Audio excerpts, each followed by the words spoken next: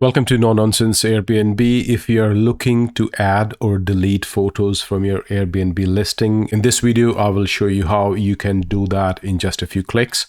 Try and do this from a computer because their phone app is not suited for things like this. And once you're logged into Airbnb from your computer, click on Switch to Hosting on the top right. That will take you to your hosting dashboard. Click on Listings in the top menu and then click on your listing image once again.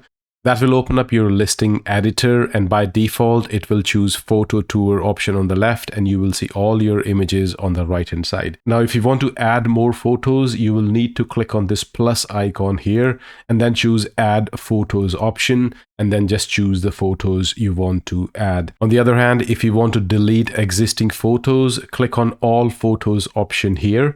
That will open up all the images you currently have, and then go to the photo which you want to delete and then click on this delete icon on the top right corner, and it will prompt you to confirm once again. But when you choose delete here, that will remove this photo permanently from your listing. I really hope you find this video useful. Have a wonderful day wherever you are. Until next time, bye-bye.